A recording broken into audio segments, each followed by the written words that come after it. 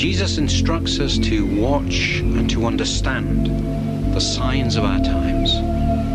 He prepares us for the end of this world by making known to us the things that will occur before that end comes. All those things that will lead up to the end of the world. He warns us of great evils to come, of famine, pestilence, wars between nations, earthquakes.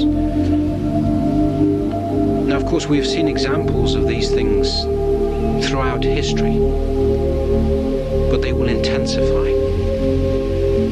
And Jesus warns us of this, first of all, not to make us fearful of the things of this world, but to restrain us from loving the things of this world too much, to help us turn away from embracing and giving ourselves to the things of this world, those things that he tells us will pass away, that will prove unreliable, that will threaten us.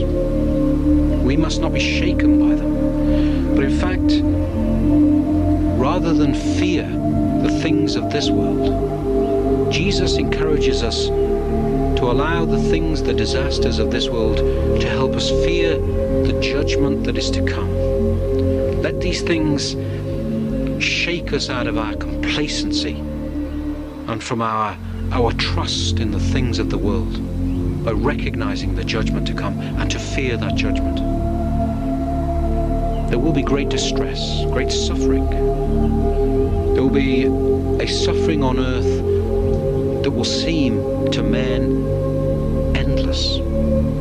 There will be no obvious solutions to the terrible sufferings to come, and a madness of hopelessness will fill men's hearts, preparing the world, of course, for Antichrist, who will appear to have the solutions, the answers to the worldly problems. But again, Christ warns us not to alarm us, but that we will be watchful, that we won't grow spiritually lazy.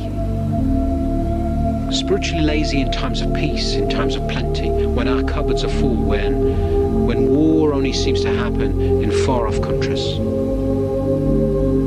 The one the world chose to ignore when he came in humility and poverty will come in great power, and he will reveal himself to the whole world. He will be visible before the whole world, and he will come to demand an account for the way we have lived. Every man will give an account for his own life. For the moment, God tolerates so much, not just in the world, but in each of our lives. But the day that God will tolerate these things is coming to an end, and that day draws close. God will demand an account for what we have done with the things he has given us. When the world ends, those who love the world will mourn, they will grieve over the loss of the things that they've trusted. But those who love God will rejoice.